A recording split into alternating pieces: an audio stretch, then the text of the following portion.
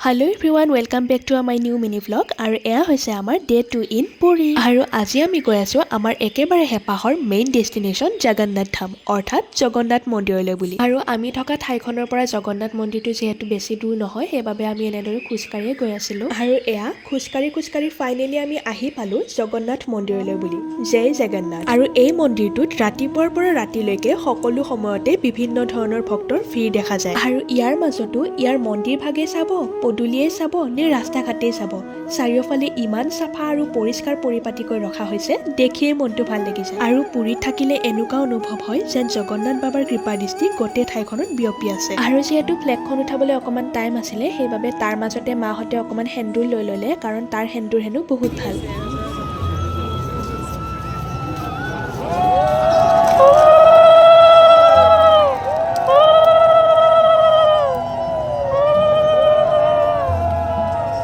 এয়া দেখিছেনে ফ্লেগখন উঠোৱা আৰু এই দৃশ্যটো বাস্তৱত চাবলৈ আৰু বেছি ভাল লাগে আৰু এই মন্দিৰ ভাগৰ এটা মাহাত্য হ'ল যে এই মন্দিৰ ভাগৰ পতাকাখন সদায় ৰ'দ বতাহ বৰষুণ নেওচি এনেদৰে সলনি কৰিব লাগে আৰু এদিন যদি কিবা কাৰণত সলনি কৰা নহয় তেন্তে এই মন্দিৰ ভাগৰ দুৱাৰখন 6 বছৰৰ বাবে সদায় বন্ধ হৈ থাকিব কিমান এটা আচৰিত কথা ন কিন্তু এয়াই সত্য আৰু কমেণ্ট বক্সত সকলোৱে জয় জগন্নাথ বুলি লিখিবলৈ নাপাহৰিব আজিলৈ ইমানেই আৰু লগ পাম এতিয়া আপোনালোকক নেক্সট মিনি ভ্লগত তেতিয়ালৈ বাই বাই ভালে থাকক দেই সকলোৱে